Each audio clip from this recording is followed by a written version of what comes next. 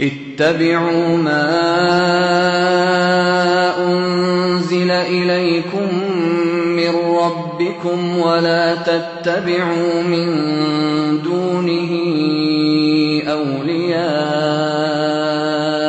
قليلا ما تذكرون. Dan adakah doa-doa atau zikir-zikir khusus supaya kita bisa terhindar dari virus corona ini, Ustaz? Tafadhol. Kemudian yang kedua terkait dengan doa dan zikir yang dibaca atau yang bermanfaat menghadapi penyakit atau virus yang sedang melanda ini, itu ada beberapa hal yang hendaknya kita perhatikan. Ada doa-doa khusus agar supaya kita terhindar dari penyakit yang buruk misalnya. Seperti doa yang diajarkan oleh Nabi dalam hadits Anas bin Malik, riwayat Ahmad dan Abu Daud.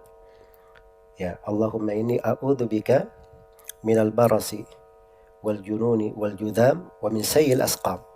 Ya Allah, saya berlindung kepadamu dari penyakit baras, penyakit keputihan atau penyakit sopak, dan saya berlindung kepadamu dari penyakit ketidakwarasan, dan saya berlindung kepadamu dari penyakit kusta, serta saya berlindung kepadamu dari seluruh penyakit yang jelek yang membahayakan. Nah, ini penyakit, kalaupun dikatakan dia corona ataupun yang lainnya, itu masuk di dalamnya dan kita berlindung khusus dari hal tersebut.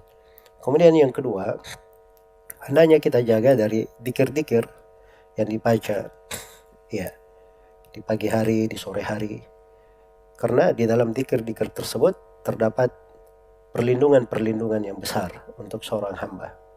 Ya, misalnya di pagi hari dia membaca Bismillahilladzi la yadurru ma'asmihi syai'un fil ardi wala fis sama' wa huwas samiul alim. Di hadits Utsman bin Affan riwayat Abu Daud, dengan nama Allah yang dengan namanya ini tidak ada sesuatu apapun di langit dan di bumi yang bisa membahayakan. Dan kalau dia baca 3 kali, maka dia tidak perlu khawatir. InsyaAllah tidak ada hal yang membahayakannya. Ya, tapi ini yang menceritakan hadits ini dari Utsman bin Affan. Beliau sendiri terkena penyakit stroke.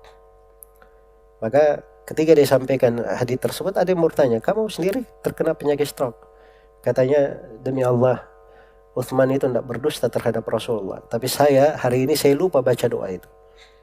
Ya, jadi dia tahu kesalahannya bahwa dia lupa baca doa itu. Akhirnya dia terkena penyakit itu. Padahal sebelum-sebelumnya ketika dia baca itu nggak ada masalah terhadap dirinya.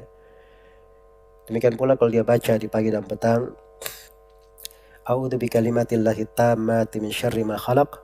Saya berlindung dengan kalimat-kalimat Allah yang maha sempurna dari kejelekan segala yang dia cipta.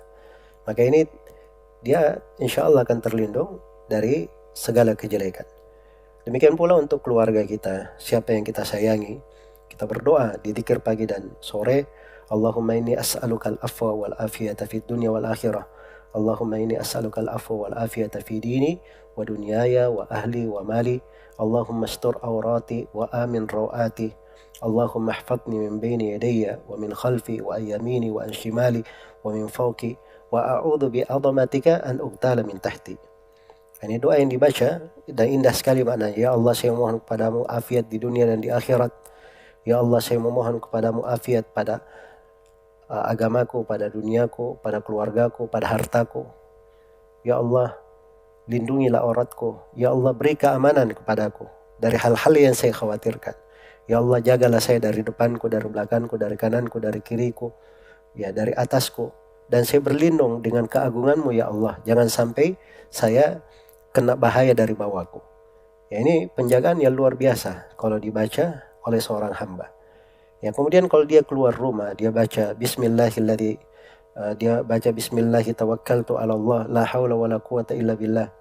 Nah, ini apabila hamba keluar dengan membaca doa ini, kata syaitan, tidak bisa hamba ini dijaga, tidak bisa hamba ini diganggu. Dia sudah terjaga, sudah terlindungi dan sudah dipelihara oleh Allah Subhanahu wa taala. Ya, maka itu dia jaga dengan baik. Nah, demikian pula kalau dia bangun dari tidur, ya dia bisa membaca Alhamdulillahilladzi afani fi jasadi wa radda ilayya ruhi wa adina li bi dzikrihi. Segala puji bagi Allah yang memberi afiat kepadaku di jasadku, mengembalikan ruhku dan mengizinkan saya untuk berzikir kepadanya. Kalau dia melakukan sholat 5 waktu, ya, maka diharapkan itu adalah hal yang menghindarkannya dari kejelekan. Apalagi kalau di malam hari dia melakukan sholat malam. Sholat malam itu salah satu manfaatnya sebagaimana dalam hadits riwayat At-Tirmidzi itu menolak penyakit. Ya, sholat malam. Demikian pula kalau di akhir sholat malamnya pada saat witir dia membaca doa Allahumma hdini fiman hadait wa afini fiman afait. Itu kan permohonan, ya Allah berilah afiat kepadaku. Jadikanlah saya orang yang sehat, diberi afiat, masuk di dalam golongan orang-orang yang diberi afiat. Kemudian yang paling besarnya, seorang itu pada kondisi yang seperti ini selalu dihadirkan tauhid kepada Allah. Mengingat keesaan Allah satu-satunya yang diibadahi. Karena itulah di kondisi susah dan bahaya, doanya para nabi dan para rasul adalah itu. Yang dicontohkan oleh Nabi Yunus alaihi salam, di perut ikan beliau membaca la ilaha illa anta subhanaka inni kuntu minadh dhalimin. Tidak ada ilah yang berhak diibadahi kecuali Engkau ya Allah. Maha suci Engkau, sesungguhnya saya dahulunya termasuk orang yang berlaku zalim. Ini doa di kondisi apapun dibaca itu adalah penyelamat untuk seorang hamba. Karena itu dia memperbanyak dari doa tersebut. Selain daripada itu dia memperbanyak istighfar. Beristighfar kepada Allah Subhanahu wa taala. Wa ma kana Allahu liyu'adzibahum wa hum yastaghfirun.